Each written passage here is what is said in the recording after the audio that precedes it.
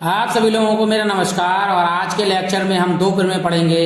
दोनों बहुत ही इंपॉर्टेंट हैं, एक थेल्स प्रमेय और एक पाइथागोरस प्रमेय।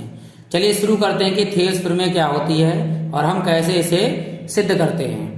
कह रहा है यदि किसी त्रिभुज की एक भुजा के समांतर अन्य दो भुजाओं को भिन्न भिन्न बिंदुओं पर प्रछेद करने के लिए एक रेखा खींची जाए तो ये अन्य दो भुजाएं एक ही अनुपात में विभाजित हो जाती है। अर्थात एक ये रेखा है आपकी BC, इसके समांतर एक रेखा खींच दी गई है DE, ये इन्होंने दे रखा है। ये काम हो गया। हमें क्या सिद्ध करना है कि जो इसने काटा है ये दो अनुपात में काटेगा, यानी AD का जो अनुपात है वो BD के साथ वही होगा जो AE का अनुपात CE के साथ होगा। ये आपको सिद्ध करना है। और दिया क्या है कि त्रिभुज ABC में ये जो BC है ये DE के समांतर है। अब हम अपनी तरफ से रचना करी है, चित्र में तो आप देख ही रहे हैं। अब मैं आपको बताता भी चलता हूँ क्या क्या रचना की है कि EP यानी ये EP है, ये हमने लंब खींचा है किस पर, AD भुजा पर, क्या लिख देंगे AP लंब AD। तथा एक और लंब है EQ मतलब DQ लंब है किस पर, AE पे, ये लिख लेंगे हम। और क्या है B को मिलाएंगे हम E से और C को मिलाएंगे हम D से। क्यों मिलाया वो भी पता चलेगा। B को E से तथा C को D से मिलाते हैं।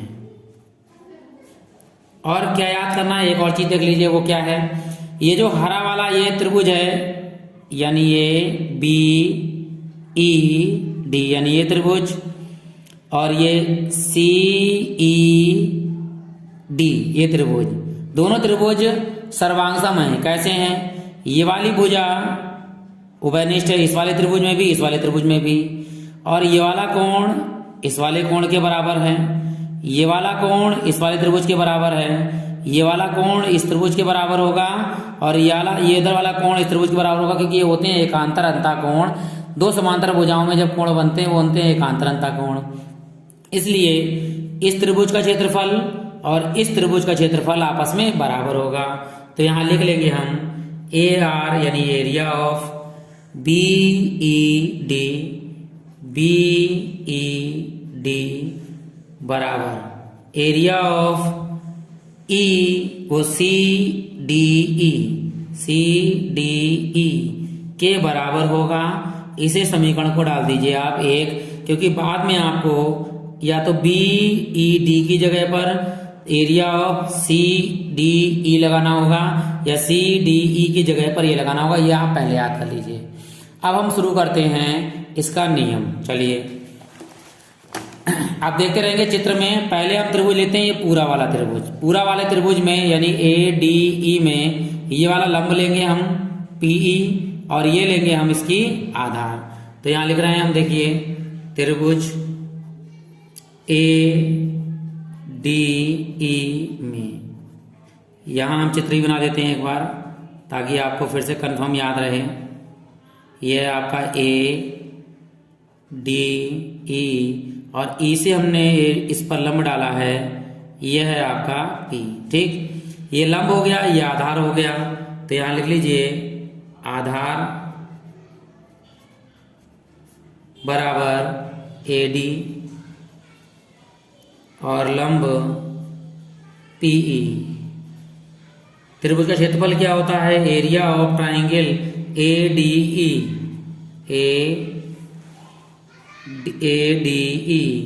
बराबर 1/2 आधार गुणे ऊंचाई या लंब कह सकते हैं। यहाँ लगा दीजिए एरिया ऑफ ADE बराबर 1/2 आधार कितना है AD और गुणे में लंब कितना है PE। ये हो गई आपकी इक्वेशन नंबर 2। ठीक, अब हम त्रिभुज लेंगे ये वाला, कौन सा वाला, BED। इस त्रिभुज में ध्यान दीजिएगा आधार तो आपका DE होगा, लेकिन जो ऊंचाई होगी यानी वो शीर्ष लंब ये होगा, यानी इसकी दूरी पी की दूरी डी के बराबर लगभग मानी जाती है, इसलिए इसका जो लंब होगा वो हम पीई ले लेंगे, ये याद रखिएगा। तो ले लेते हैं त्रिभुज बीईडी में। तो यहाँ त्रिभुज बीईडी में यहाँ हम इसका भी चित्र बना देते हैं। इस तरह से ये बना हुआ है बीईडी में, लेकिन जो इस पे लंब डाला था, ये हमने ईपी डाला था, ये यहाँ इस तरह से डॉट करके बना दीजिए यहाँ पर, यानी ये है पी। ठीक, ये लंब है।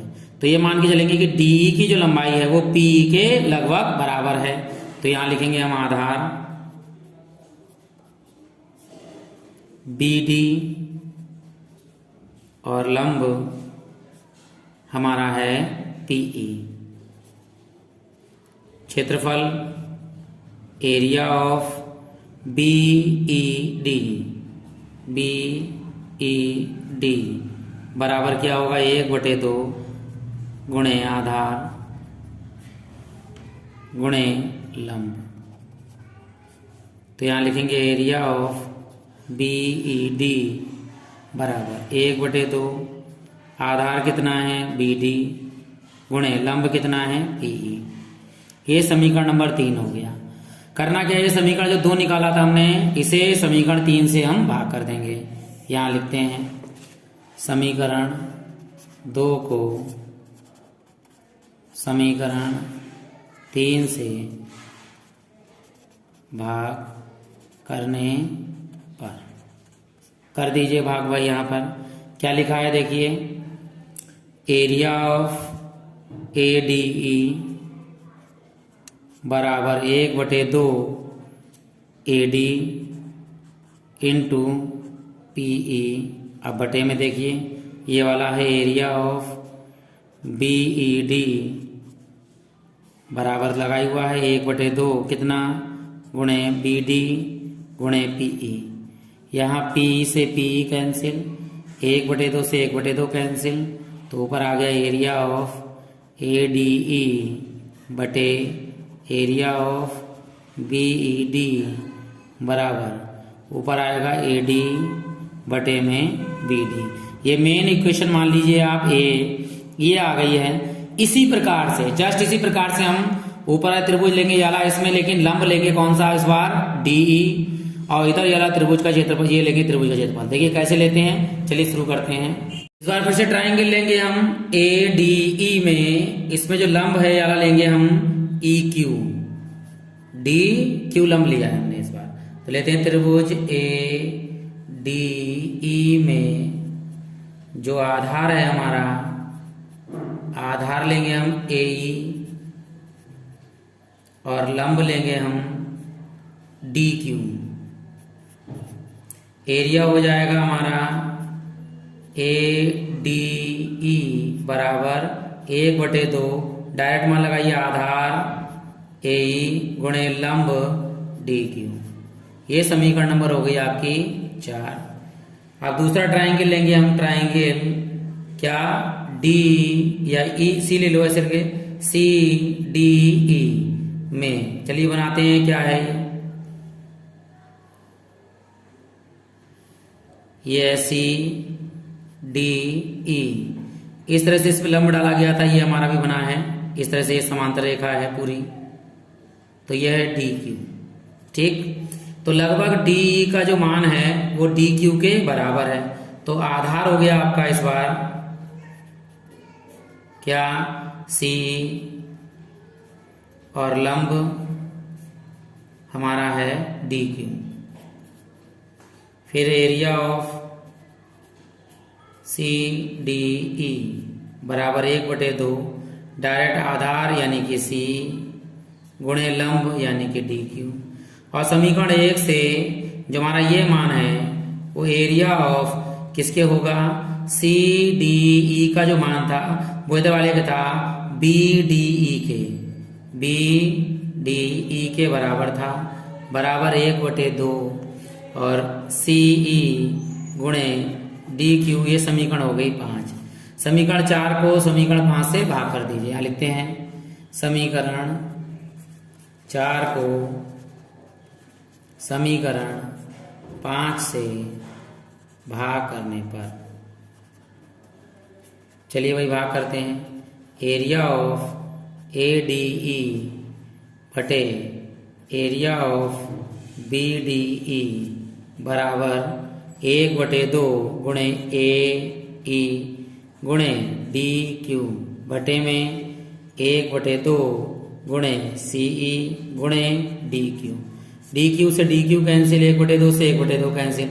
अब समीकरण जो A था उसमें ये इस पूरे का मान क्या था, इस पूरे का मान था AD बटे BD। लगा दिया समीकरण 1 से मान, बराबर में क्या आया AE बटे CE, और यही आपको क्या करना था, सिद्ध करना था।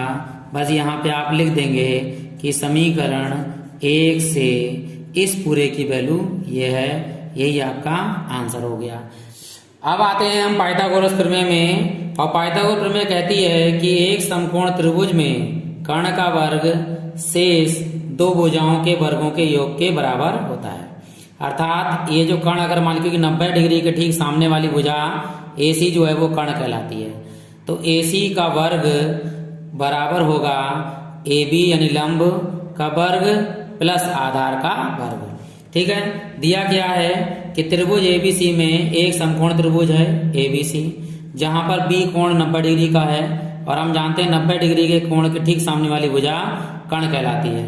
जिसमें एक चीज और याद रखेंगे, AL यानी जो हम लंब डालेंगे, रचना करेंगे, यहाँ लिख दीजिए रचना क्या की हमने कि BL जो है वो लंब डाला है किस पर, कर्ण पर, AC पर, ये याद रखिएगा। और AL यानी A और L का जो मान है और CL इन दोनों का योगफल जो है वो कर्ण है यानी AC है। ये समीकरण एक और मान लेंगे, बस इतनी चीजें याद रखनी है आपको। अब शुरू करते हैं। समरूप त्रिभुज के नियम से इसे सिद्ध करेंगे। तो पहला समरूप त्रिभुज ले लेंगे पूरा वाला ABC त्रिभुज ABC, तथा ये छोटा वाला त्रिभुज ABL। ठीक है, ABL ना लेके, क्योंकि B समकोण है तो L समकोण है, इधर लेंगे ALB त्रिभुज ALB। ये क्यों लिया, क्योंकि इधर 90 समकोण है बड़े वाले में, और इधर छोटे वाले में L समकोण है, इसलिए एक कोण तो उभयनिष्ठ हो गया हमारा, ये कॉमन हो गया। ठीक है, L इधर 90 है और इधर B 90 है। ठीक है, ताकि हम समरूप त्रिभुज आराम से सिद्ध कर सकें। तो क्या होगा देखिए, A जो है वो उभयनिष्ठ है, एंगल A बराबर एंगल A दोनों में है, इसलिए इसको बोलते हैं उभयनिष्ठ, अंग्रेजी में बोलते हैं कॉमन। ठीक, अगला ये 90 है और ये 90, पूरे 90, ABC एंगल ABC बराबर एंगल ALB, एंगल ALB बराबर 90 डिग्री है, लंब है ये आपका। अब जब दो कोण बराबर होते हैं तो तीसरा कोण अपने आप बराबर हो जाता है त्रिभुज में। अब कौन सा कोण बराबर हो जाएगा, वो कोण बराबर होगा ये C वाला यानी ये वाला एंगल, और इधर वाला यानी ये वाला कोण बराबर हो जाएगा C के साथ ये वाला। तो यहाँ लिखेंगे एंगल C बड़े वाले त्रिभुज में, और छोटे वाले में ABL, एंगल ABL, इसको बोलते हैं हम तीसरा कोण या थर्ड एंगल। जब ये बराबर हो जाएंगे, तीनों कोण बराबर होते हैं, तो त्रिभुज कहलाता है समरूप त्रिभुज। समरूप त्रिभुज हो गया ABC, समरूप त्रिभुज का निशान, और एंगल ALB किस नियम से हो गया, angle angle angle, triple A के नियम से हो गया। अब समरूप त्रिभुज का नियम क्या कहता है, वो कहता है कि बड़े त्रिभुज की भुजा, थेल्स थ्योरम से बड़े त्रिभुज की भुजा यानी AB बटे, देखिए 2 नंबर से समकोण पर, तो 2 नंबर से समकोण यानी L बटे में आएगा आपका AL। ठीक, बराबर निशान लगा दिया है। अब कौन सी भुजा आएगी, बड़े त्रिभुज की भुजा AC बटे में। ठीक है, बड़े त्रिभुज की भुजा AC बटे में आएगा छोटी त्रिभुज की भुजा AB। ठीक है, अब यहाँ तिरछी गुणा कर देंगे इस तरह से, तो AB का इस पार हो जाएगा, जो हमें चाहिए ही चाहिए है। यहाँ तिरछी गुणा कर दीजिए, हो जाएगा AB का होल स्क्वायर बराबर AC इंटू AL। ये समीकरण हो गई आपकी मेन, मान लीजिए A। ठीक है, या कुछ भी मान सकते हैं आप, 2 भी मान सकते हैं। अब अगला त्रिभुज कौन सा समरूप त्रिभुज लेंगे, ये वाला समरूप त्रिभुज लेंगे छोटा वाला और वही पूरा वाला। ठीक है, एक बार और फिर से यही नियम लगाना है, यही काम करना। चलिए शुरू करते हैं। अब हमने त्रिभुज लिया है ये बड़ा वाला एक त्रिभुज ABC तथा इधर वाला त्रिभुज B, नहीं ए के साथ कौन सा वाला कोण था, ABC था, तो इसका जो एंगल होगा वो ये वाला होगा। बराबर ध्यान दीजिएगा, ये इसके बराबर क्यों होगा वो भी बताते हैं। क्योंकि C कोण जो है वो अनिष्ट हो गया, ये 90 हो गया तो ये 90 हो गया, तो ये वाला कोण इसके बराबर होगा। तो ए के साथ कौन सा वाला आएगा, B, त्रिभुज B, और B के साथ B वाला समकोण था तो L वाला समकोण है L, और C के साथ तो C उभयनिष्ठ है C। ठीक, ये याद रखिएगा। अब क्या चीज है, इस बार उभयनिष्ठ है कौन सा कोण, C वाला, तो कोण C बराबर कोण C, ये हो गया आपका उभयनिष्ठ यानी कि कॉमन। ठीक, इधर B समकोण है यानी कि एंगल ABC, और इधर कौन सा है, CLB या BLC, तो एंगल BLC बराबर 90 डिग्री। हम जानते हैं जब किन्हीं दो त्रिभुजों के दो कोण बराबर होते हैं तो तीसरा अपने आप बराबर होगा। वो कोण बड़े त्रिभुज का कोण A किसके बराबर हो गया, इसके CBL, एंगल CBL, इसका नाम होता है तीसरा कोण या थर्ड एंगल, अंग्रेजी में बोल सकते हैं। जब त्रिभुज तीनों कोण बराबर हो गए तो त्रिभुज कहलाएगा समरूप त्रिभुज। त्रिभुज ABC बराबर समरूप का निशान लगाएंगे, समरूप त्रिभुज BLC, किस नियम से, ट्रिपल एंगल के नियम से। अब देखिए इसकी पर में क्या लगेगी, ध्यान दीजिएगा। समरूप त्रिभुज से यहां से शुरू करते हैं। देखिए यहां से बड़े त्रिभुज का बड़ी भुजा लेंगे पहले, कौन सी, BC। देखिए डबल कोण के साथ में हमारा C वाला है, तो लंब है ये, देखिए लंब है, तो BC बटे में आएगा आपका BC, ये वाला कोण ले लिया हमने, ध्यान दीजिएगा, और लेंगे यहाँ पे CL, तो बटे में CL बराबर आइए हम। ठीक है, बराबर ले लिया। अब फिर से हम लेंगे बड़ा वाली भुजा AC, बड़े त्रिभुज की भुजा आ गई AC, यानी 2 नंबर से 1 पर, तो C तो ऐसे ही रहेगा, 2 नंबर से 1 पर क्या आ गया आपका, फिर से BC आ गया, तो बटे में आएगा BC। तिरछी गुणा कर देंगे, BC का होल स्क्वायर हो जाएगा यहाँ पर, तो BC स्क्वायर बराबर AC इंटू CL। ये समीकरण नंबर हो गई आपकी कौन सी, वो A मानी थी तो ये B मान लीजिएगा क्योंकि ये मेन है, और A और समीकरण B को जोड़ने पर, यानी समीकरण A व B को जोड़ने पर, भाई जोड़ लीजिए। चलिए जोड़ते हैं। वो है आपका वहां पर AB स्क्वायर, ठीक है, प्लस यहाँ पे क्या है, BC स्क्वायर बराबर AB स्क्वायर का मान क्या था, ये देखिए AB स्क्वायर का मान आपका है AC गुणे AL, तो यहाँ लिख दीजिए AC गुणे AL प्लस इसको जोड़िए AC गुणे CL। तो यहाँ पर क्या कॉमन आ रहा है आपका, AC कॉमन आ रहा है, ले लीजिए। इधर आएगा AB square plus BC square बराबर AC कॉमन आ गया, तो क्या बचा आपका AL प्लस CL। यहाँ AB square plus BC square बराबर AC। समीकरण 1 से देखिए, ये चित्र से भी देख सकते हैं ध्यान से कि AL प्लस CL का मान क्या हो जाएगा, AC, और समीकरण 1 से पहले निकाल चुके हैं, इस पूरे का मान क्या है, AC। तो ये हो गया आपका, देखिए AC स्क्वायर हो गया, AB square plus BC square बराबर AC का होल स्क्वायर। यही आपको सिद्ध करना था, और यही पाइथागोरस प्रमेय होती है कि कर्ण का जो वर्ग है वो दोनों यानी लंब और आधार के स्क्वायर, मतलब भुजाओं के वर्गों के